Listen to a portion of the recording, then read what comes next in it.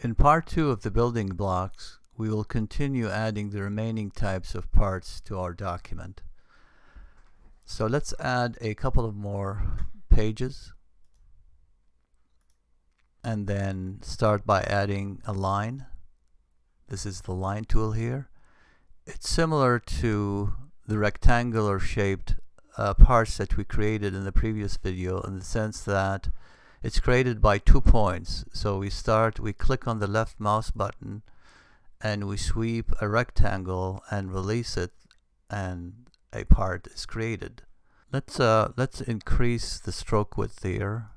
Let's go to 1. Notice everything changes. The next part is actually involve using the 4 buttons here: the line segment tool and the curve tool, and then 2 more buttons here to either leave the path open, this one here, or close it. So let's do a simple triangle here. Just use the line segment. We click on it, 1, 2, 3, and close it.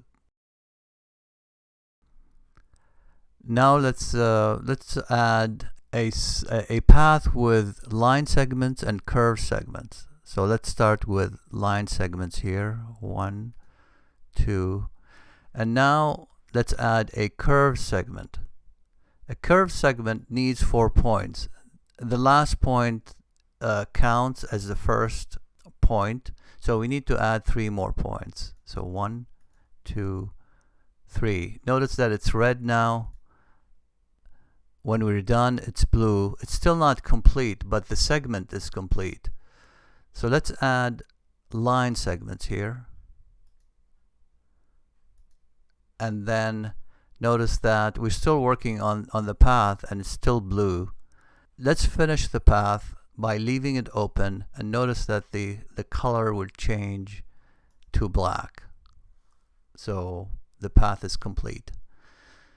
The final path to add, just for completeness, we'll add a second image. We've added this one before, but let's add a second one. We'll do it slightly differently this time. We'll open it with Microsoft Paint. What we need to do is select the whole image, select all. Notice the boundary changed here to indicate selection, and then go here and copy it, and then come back here and click on paste. Now let's reposition this image into another page here. You can move it around. Notice if I move it to the gray area, it doesn't want to take. It needs a page to land on.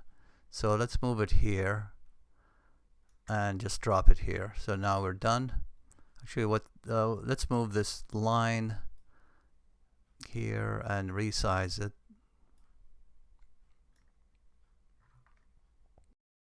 And let's give this image more space on the page. Okay, so let's save this, save as. But this time let's name it 6. Save as. Some of the parts we created in this video and in the one before it contain subparts. We will explore these entities in the next video. So see you then.